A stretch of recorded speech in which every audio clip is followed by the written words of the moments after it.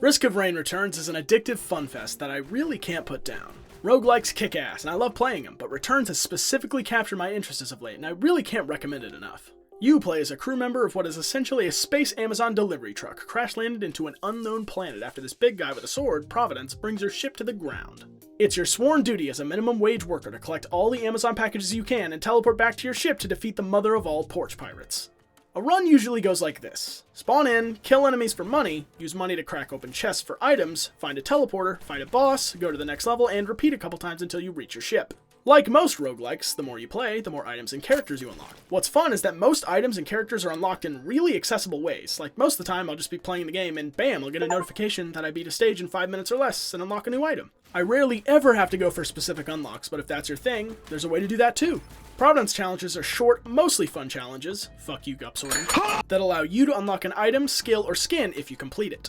There's a massive amount of these, and the more you complete, the more you can play. What's nice about these challenges is that they're much shorter in comparison to something like Isaac's challenges, which are basically full runs. Something interesting about Risk of Rain is its time equals difficulty mechanic. As you play the game, this bar in the corner will slowly fill up, and as it does, the game will slowly but surely get harder and harder. You can select 3 different difficulties: Drizzle, Rainstorm, and Monsoon. I don't usually do this, but if you've not played this game, start on Drizzle. I promise it isn't Goo Goo Gaga baby mode. This game can kick your ass on any difficulty, but Drizzle is the best to get your bearings and understand the game more. There's fall damage, elite enemies, broken bosses, and swarms of enemies that'll make sure you won't have it too easy. Just make sure to grab as many drones and items as you can. Speaking of which, items come in 5 rarities. White, which are mostly simple stat buffs that stack well. Green, which can be a bit more complex but still work well when stacked. Red items that for the most part don't stack as well but have unique, often game-changing effects like spawning ghosts or zapping nearby enemies. Yellow, or boss items that can be rarely dropped by a boss, and orange items, or equipment, which are active items that need to recharge for a bit after being used. You can get items by opening chests, donating to Shrines of Chance, and defeating bosses. On the subject of bosses, they're fun! There's a good variety of them, like the Magma Worm, Imp Overlord, and Wandering Vagrant, and most of them are pretty fair and balanced. The keyword here is most. Fuck you, Cremator. These bosses will spawn during the teleporter event, and rarely when you're playing the game on higher difficulties. Slaying enemies, bosses, and exploring will also sometimes net you logs about the game that you can read in the logbook. Everyone loves a good almanac, and I'm happy to report that Risk of Rains is among the better ones to complete and read through. My favorite part about this game is the wide variety of characters you can play as. Each one offers a unique playstyle with 4 different skills to use, and you don't really need to grind for any of them, you just slowly unlock by playing. Commando is the de facto main character of this game, and he's just fine. His rapid-fire pistols allow him to deal consistent damage at a distance. His roll allows him to cover ground and evade attacks, and his blast and rapid-fire abilities are useful burst damage tools. Huntress is a character that excels at dealing damage while also staying out of harm's way. Her longer-range light bow allows her to peck at foes without slowing down her movement speed, while her exploding arrow and glaive help her deal area damage. Use her warp to zip out of bad situations in a flash. The Enforcer is a fantastic crowd control tank that utilizes his piercing shotgun to tear through herds of monsters and his shield to block damage. Use the shield bash to regain some personal space, the stun grenade to stop the advancing hordes, and the hunker down ability to block ample amounts of damage and fire faster. The Bandit is an effective all-rounder. His rifle fires faster the faster you pull the trigger, and his stun grenade is great for stopping units in their tracks. The Smoke Bomb is one of the best escape tools in the game, and his final skill allows you to fire a shot that resets all your cooldowns if it kills an enemy. Handy is the game's first and most simple melee character. Simply approach your target and beat the shit out of them. You also have access to healing drones to stay healthy, a hammer to stun enemies, and an overclock ability that allows you to punch and slam faster. This guy is hidden away in the game's final level, but with a little searching you'll find him pretty easily. The Engineer uses bouncy grenades, turrets, and way too many mines to deal with crowds of enemies. Just in case you thought he was underpowered, he isn't. He does have 2 shoulder-mounted grenade launchers capable of firing heat-seeking missiles every few seconds. Imagine that. The Miner is a melee character that uses his heat meter to gain power and invincibility at the cost of putting himself in a little more danger than other characters. His melee range is a little short, but luckily attacking enemies refills your heat meter, which allows you to deal more damage with your skills when it's full, and can be spent to dash forward, granting invincibility. He can also jump backward to fire a shotgun blast, and leap in the air to fire a bigger blast at the floor. Keep in mind that the dash and jump use the heat meter when it's full, so try to juggle filling the meter and using it to stay aflame for as long as possible. Sniper can deal ridiculous damage over long distances, at the cost of getting swarmed pretty easily. Each time he fires, he has to reload by pressing attack at the right time. If you reload perfectly, you'll do more damage. His scope allows him to deal massive damage, but beware its lengthy cooldown.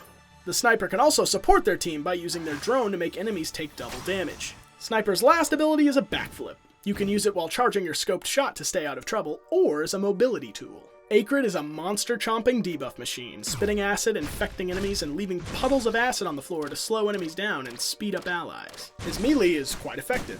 His spit attack poisons enemies, and his epidemic ability rapidly spreads across enemies to deal massive amounts of damage. The Mercenary is a sword-wielding duelist who uses his fast recharging skills to do quick and effective melee damage to attackers. His sword slash pops enemies into the air, which your whirlwind can then hit more effectively. His forward slash allows him to escape bad situations and close in on enemies, and his final ability grants him invincibility and a burst of damage. The Loader is a bruiser who utilizes his Spider-Man powers to whip across the stage at high speeds, and his big fist to beat the living shit out of whatever comes his way. Loader is totally not an overpowered character. Using their pylons can create a temporary damage field, and their secondary allows them to stop taking damage for a little bit. This is a character that is balanced. Chef is my favorite character, who uses his abilities to dice, glaze, and flambe his enemies. His primary allows him to throw cleavers like boomerangs, and his secondary blasts enemies away with fire. He can also ride a wave of oil to both escape and coat his enemies, making them more susceptible to fire attacks. His final ability is what makes Chef shine.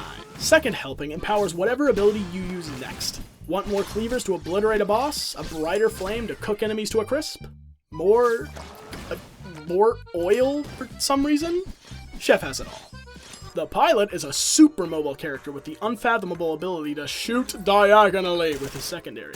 His primary is a laser gun that pierces every third shot, which is pretty useful. He can also use his parachute to float about and his airstrikes to stun and damage enemies.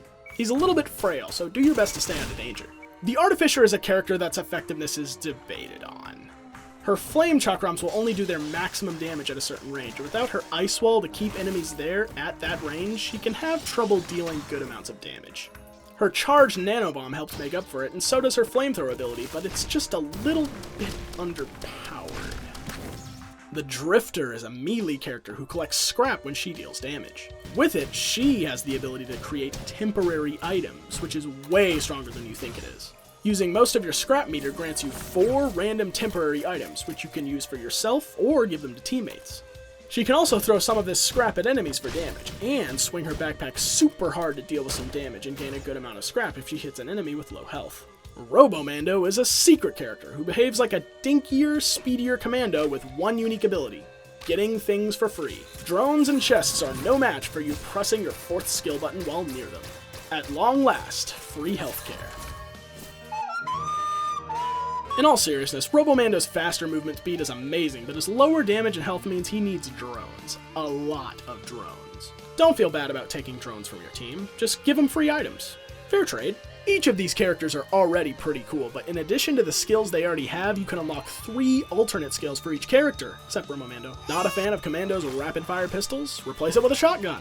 Not feeling Mercenary's whirlwind? Try a parry instead. Want to use a whip instead of a gun? Charge attack? Mortars? Wall climb? Want to fundamentally change Chef from a combo character into a support character by removing Second Helping and replacing him with an ability that cooks enemies into temporary items? Well, you can do all of that. You can even cook children!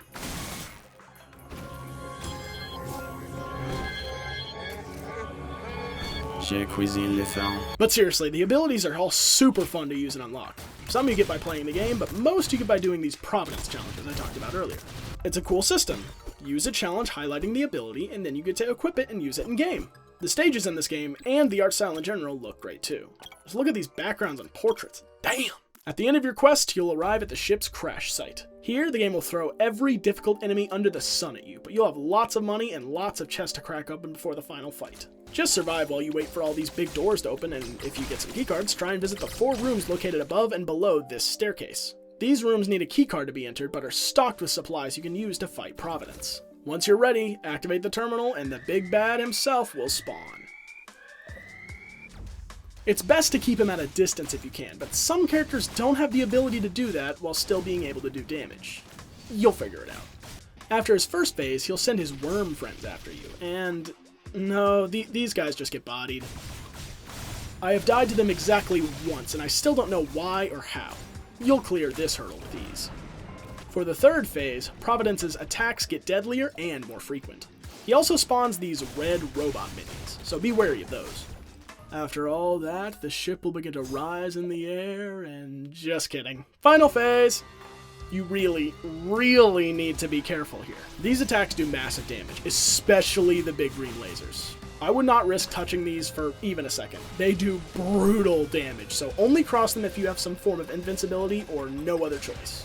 After all that, you'll claim victory and escape the wrathful grip of Petrichor 5 for the first time.